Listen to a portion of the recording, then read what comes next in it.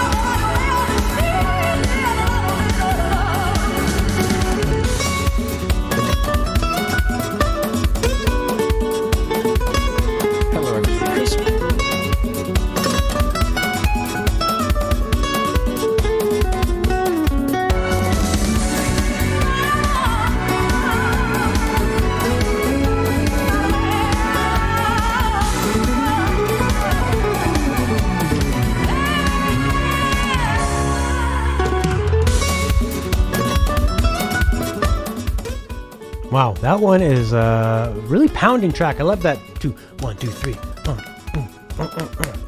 So fun, so dancey, so intense. And like Chris says, definitely the vocals that really elevate this one and give it just an extra little bit of flavor. And also the live performance of that guitar to like get all the intricacies of that strumming and the soloing. They just really focused on a few instruments to make live.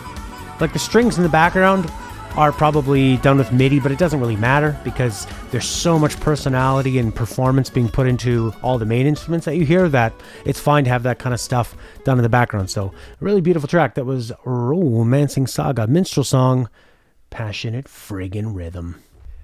So when a white person from Holland is asked to come up with Latin tracks, what game do they go to?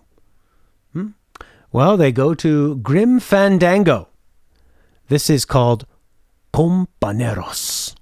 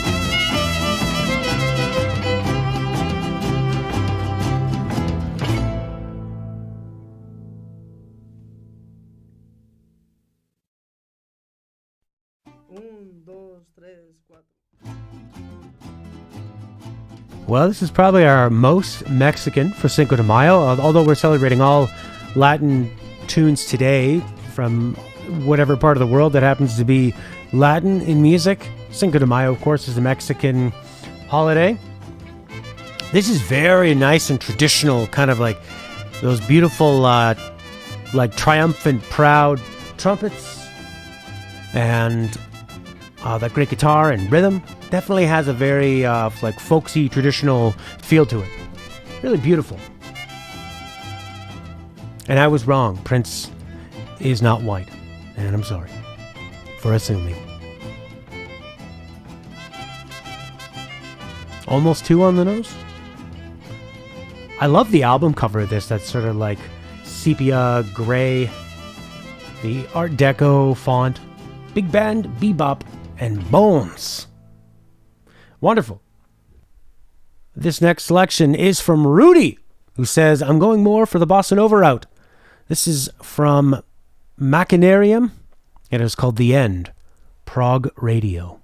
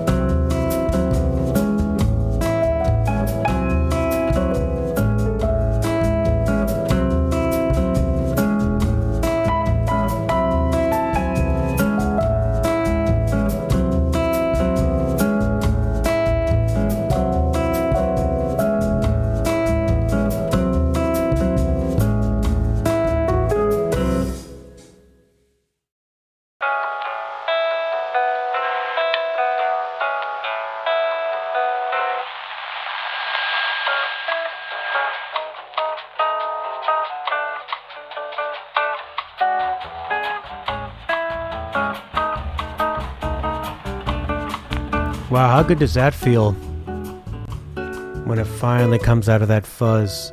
You look at this this background and you think, God, it looks so dystopian, so terrible, but wherever you arrive with this place, I mean, I've never played this game, but how beautiful. Does anyone know much about this game? Wispin would like to go on a beach tour with this playing. It is very elevator music-y. I wonder if, like, well, you know, is it a chicken or the egg thing where we associate bossa nova with elevator music as in, oh, it's terrible elevator music? Because for a while there, I think there was a big trend to take any song, make it like a bossa nova version, maybe by people who aren't great at playing bossa nova music even. And that just kind of gave it this feeling where people are like, oh, that's just going to be really cheesy music. And I was talking to, I can't remember who I was talking to. We were talking about the type of music people listen to and how, like, in places that are really cold, people tend to maybe be more shallow with their music. Oh, that's what it was. I think we were talking about art in, say, Japan, and like, why are people more kind of perverted and extreme with Japanese art? Is it because they're very repressed people? And then we thought, okay, what's the opposite of that? So if the opposite of being repressed is like being very open and being very happy with your kind of like sexuality and sexuality with people, you would think Latin places, warm places, right? Brazil, Cuba. So if you think of like Brazil and Cuba, like the dancing and everything is very sexual. You know, everybody knows how to use their hips. They're not afraid of it. And then you think of the music with bossa nova, is that when I've played a lot of bossa nova tracks by the great Carlos Jobim and sung them and really gotten into the lyrics a lot. And the music, when they speak of romance, is so mature. Whereas opposed to like in Japan, where it's very repressed, we don't talk about feelings or anything. And then you look at their like pornography or their like the romance in video games, and it's kind of scary. It's like these people are so repressed. The way they express it is very kind of like violent, and the girls don't look happy, and the guys are like sweating, and like nobody's enjoying any of the romance. It's always like the male anime character going like, and then the girl's kind of forcing him into it, and it's really strange. Whereas you think of like a beautiful bossa nova and the lyrics of a song like How Insensitive, it's the many layers of a relationship. It's how adults who are comfortable speaking about love and sexuality would actually express themselves. So that's my philosophical rant on the differences between art and different cultures. I think for a lot of kids around the world that had never heard much Latin music, who grew up with an N64, this next track would be one of their first introductions to the wonderful world of flamenco. This is from Legend of Zelda Ocarina of Time. It is Gerudo Valley.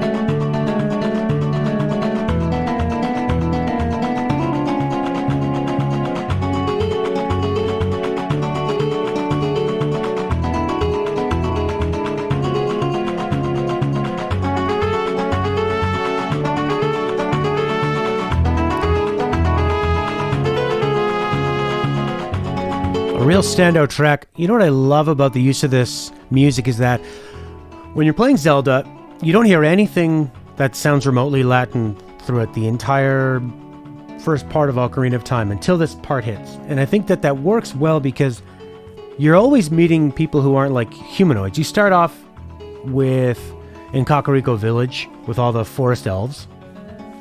And then you learn that maybe Link is not one of those people, I believe. And you're meeting like stone people, the Gorons. You're meeting the water people. And they look a lot different from Link. They're either big, huge rock creatures or they're underwater creatures. So when you meet the Gerudos, they're very humanoid. Kokiri, yeah, that's it. Kokiri Forest or Kokiro Forest? Oh my god. Kokiri, there it is. Not Kakariko Village.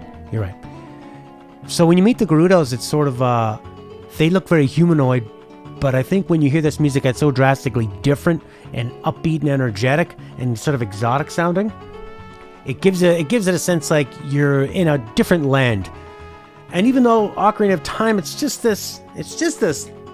Now when you look at it, it's not huge, but at the time it felt massive. And you'd go to that direction, there'd be water people, mountain people, the Gerudos, a place to go fishing over there.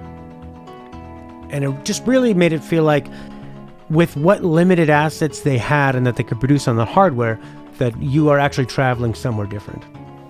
And that's why music is just obviously so important and works so well in video games and movies, because it can help your imagination along the way and set a tone. I would like to go back to Ocarina of Time, and when the moment is right, we'll play through that. When we're really looking for something to play through. Because it'd be so great to go back and check it out. But I'm thinking, like, should I play it on my 3DS? I don't know. Anyways, the next track is also going to be from the same person who gave our last one, because we're snaking back up through the Discord picks. This is from Kid Icarus Uprising. It is called Dark Pit.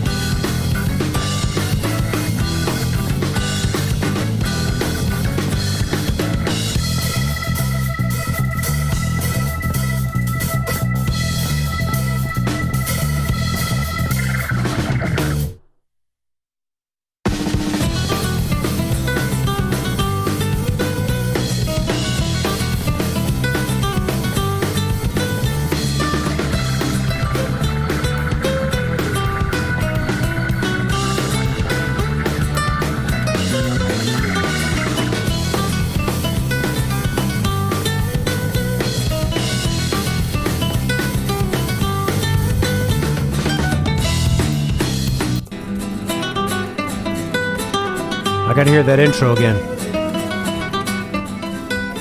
Yeah, very aggressive, very rocky.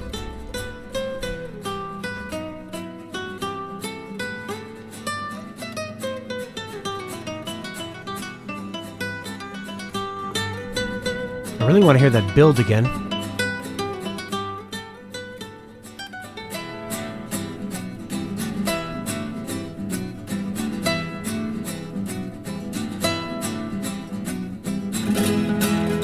That chord change there. Oh my god. When it goes from the minor to a major key.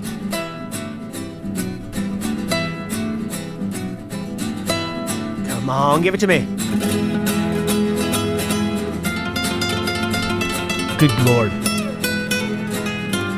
What a fun little track. I'm such a sucker for, especially in Latin music, when they go from those minor keys to the major. You hear it in Bésame Mucho when they do the Bésame. That's when it hits that major note. And it's just such a powerful feeling. Major to minor, which is what the Beatles do a lot of the time. And minor to major, what the Beatles also do. It's like an old jazz trick and a Latin trick, and it's just so damn good. Very interesting track. So this is our second Romancing Saga minstrel song. This one is Passionate Eyes, Captivating Dance from Barbara.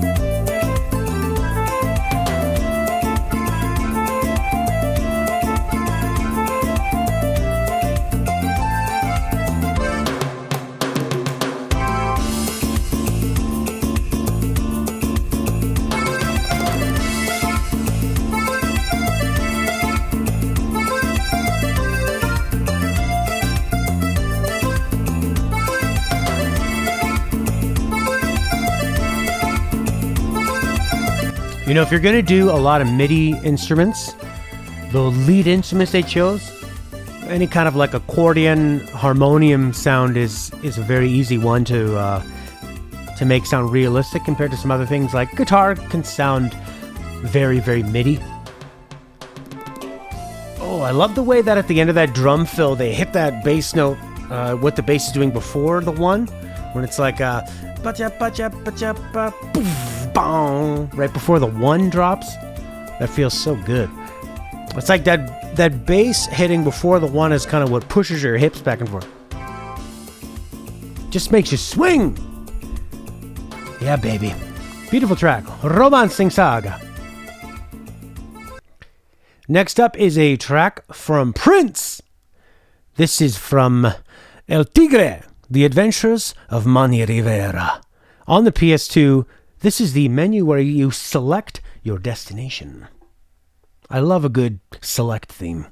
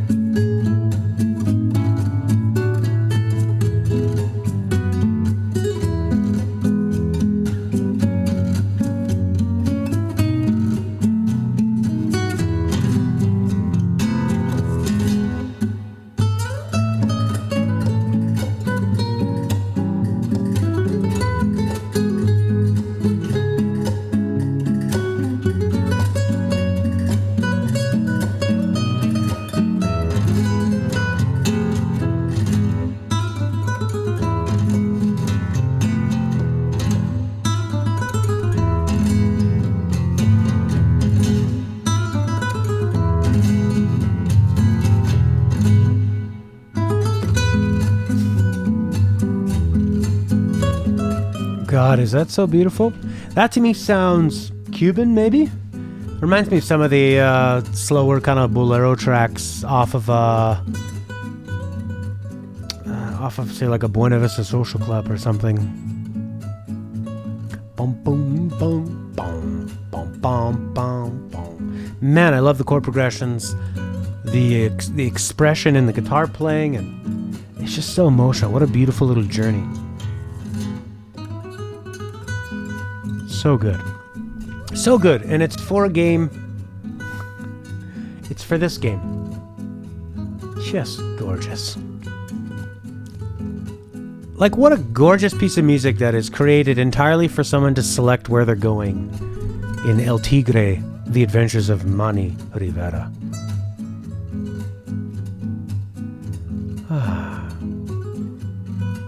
I feel good. That makes me feel real good. Next choices are from Claudio. And if Prince is always going to make sure that we hear a licensed game track or a musical track from a licensed game, we're almost always going to hear a track from Trials of Mana or the Mana franchise. This is Golden Road theme, Swivel.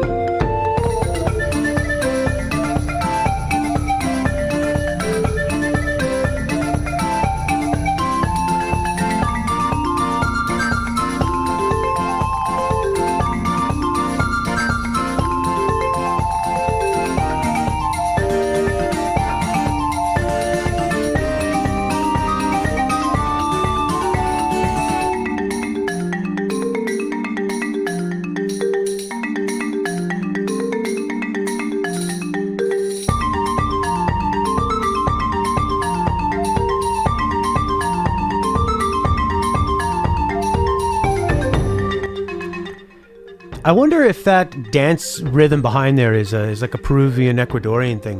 Kind of having those like the 4 on the floor kick, and then like a which is the most common dance beat of all, or like a boom. I don't know if that's just more of like a modern way of mashing those things together, or if it actually is from the Peruvian, Ecuadorian folklore. That'd be pretty amazing. Listen to that person just shred on those marimbas. That's definitely a musical nerd composing that. Beautiful stuff. Hey! The Trials of Mana.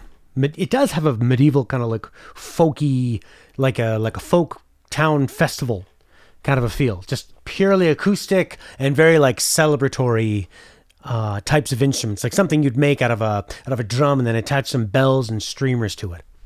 All right, next up is a track that gets played a lot on our thing. Was that Rudy? Was that you that had gone through and calibrated or tabulated, wrote down all the songs that had played and what episode they played on? Thank you very much for doing that. This is from Sonic the Hedgehog 2, Aquatic Ruin Zone, baby. Ba, ba, ba. Woo!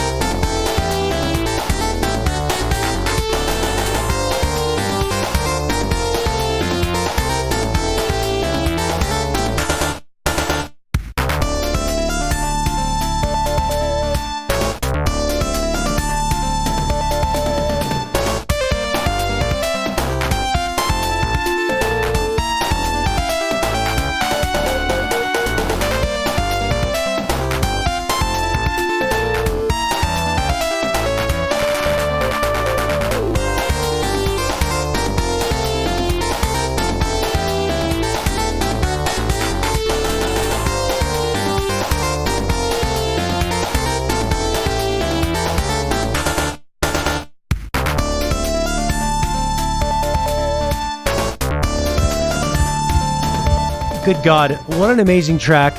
And it is something you hear, something new every time. There's so much going on, so many like mini percussive elements.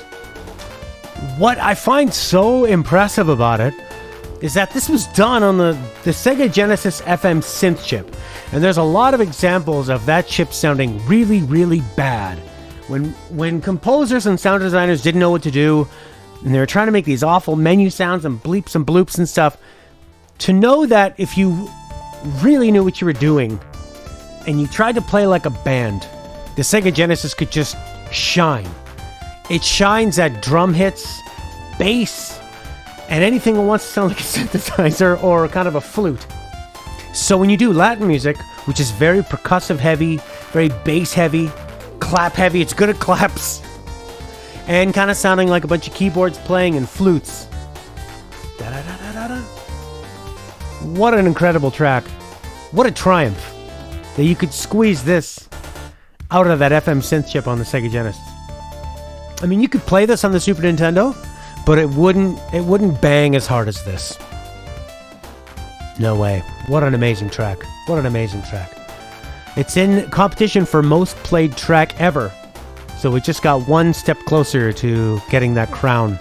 All right, we're snaking back with another one of Chris's picks. This is going to be from Rayman Legends, Fiesta de los Muertos.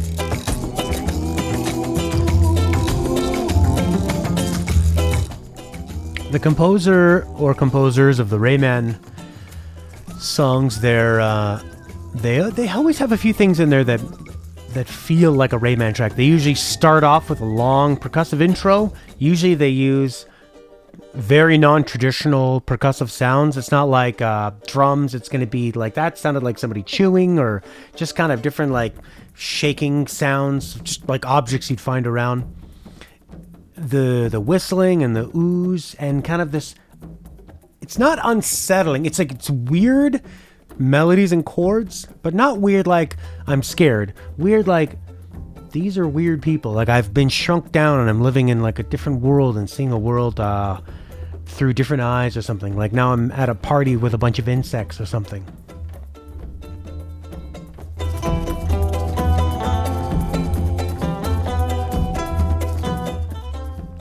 And Leo never freaks out. He just wants to cuddle.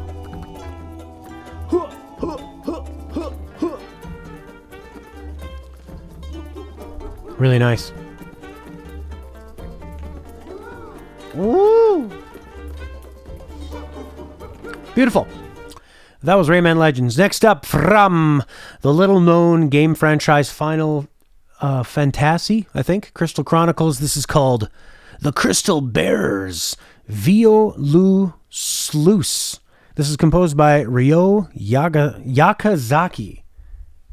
It's a bit of a mouthful. Look at this font. Craziness. All right, let's see what it's got.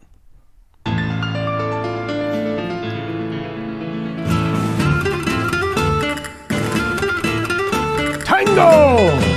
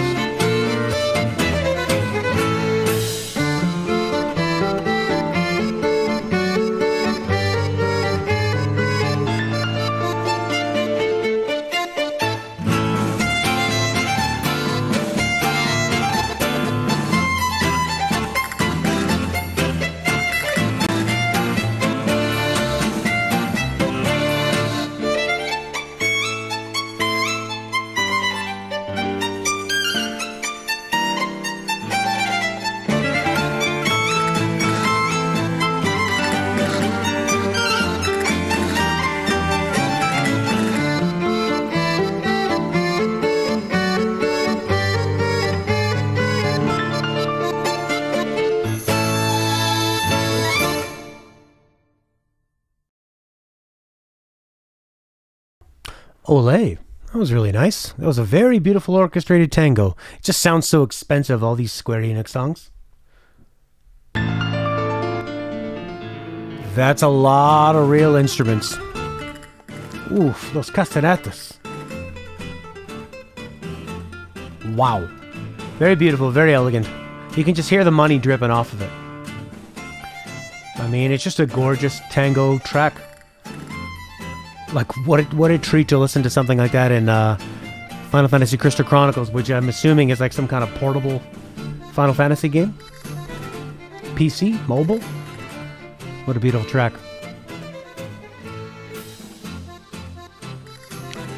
Moving on. Let's go to Prince's next pick. It was a Wii game from the GameCube. Okay, good to know.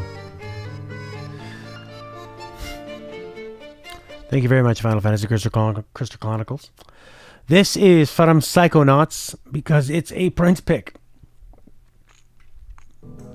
It's called Black Velvetopian Streets. Excuse me while I cough. Another tango. Bum, bum, bum. No, more of a bolero, I think.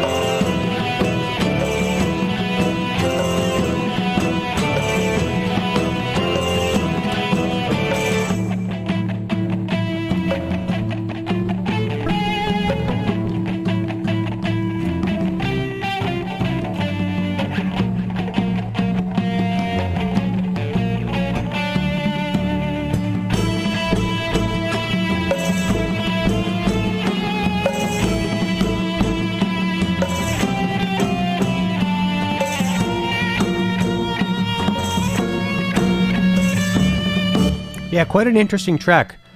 I think because Psychonauts has that sort of like late 90s, maybe early 2000s sort of really like alternative weird vibe to the music to match the kind of like psychedelic. It was that kind of 90s psychedelica. There you go. So you were able to incorporate some more like distorted guitars and weirdness with all the kind of traditional stuff. But yeah, really interesting track. Fits the game perfectly. Wonderful. All right, our next track is from We Love Katamari. This is song 10, Houston.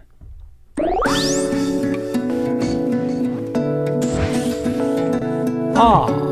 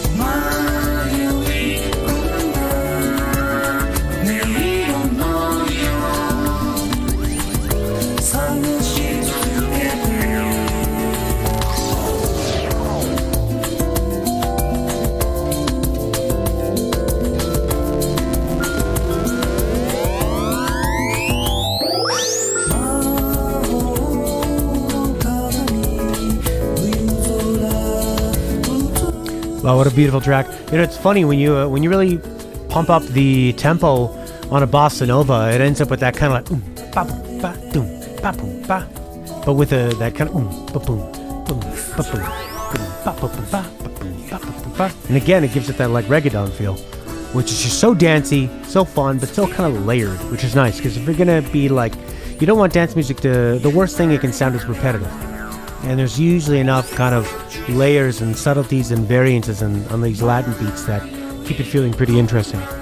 And it kind of has that like elevator tone of like the really soft instruments and the soft vocals, but then the robot voice, like Rudy is saying, gives it that real kind of Katamari alien robot. Like you're definitely in a weird world of kind of collage of like, okay, you recognize a king's crown. He has Elvis sideburns and this like sort of extravagant beard and a roller for a head and very feminine legs, and then there's a woman inside the legs there, and it's just kind of a mishmash of things you know mixed in a way you don't know, which in Katamari is like the ultimate collage game because you're just grabbing objects all over the place.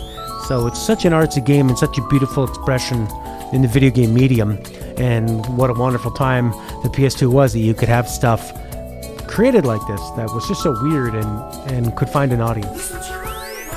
Yeah. Ooh, yeah. Very beautiful. Thank you, Katamari. This next one is from Chronomantique.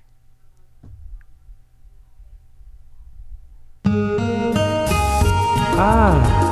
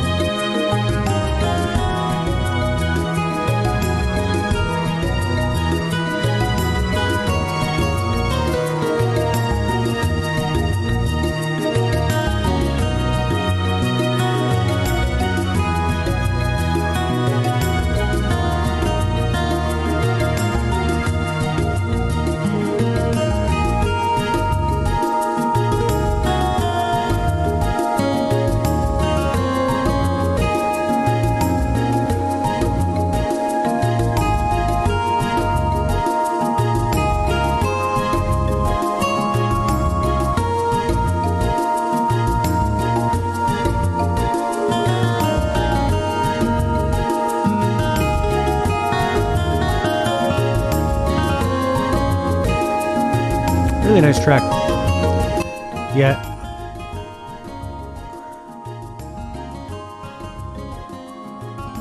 Really nice track. I noticed like a lot of these Chrono Cross themes, the bass is that like a fretless or a stand-up feel with a bit of reverb and a very kind of like light Latin percussion with reverb too, which gives it like a mystical feel.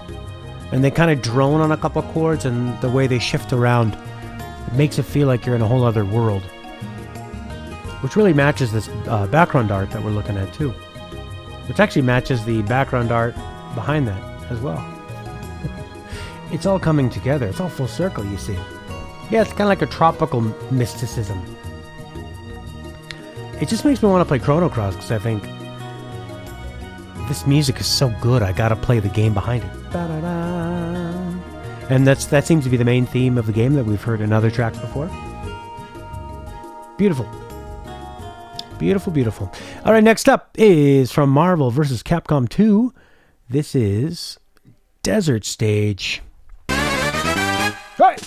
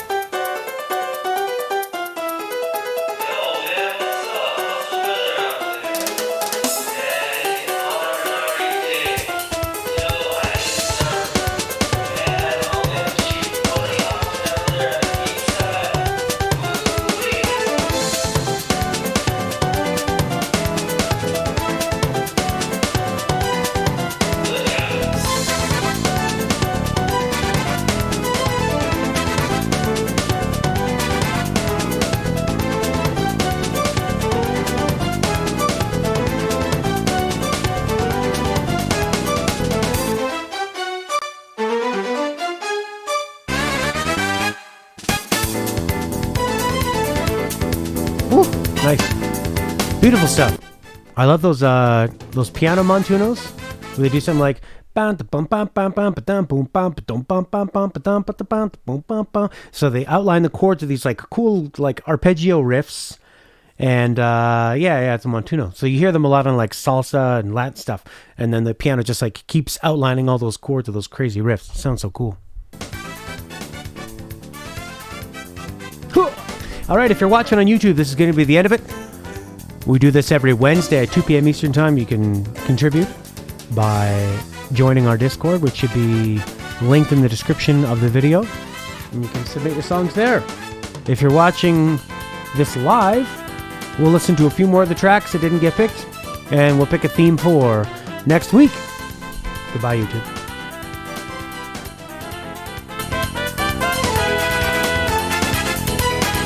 Tira Montuno.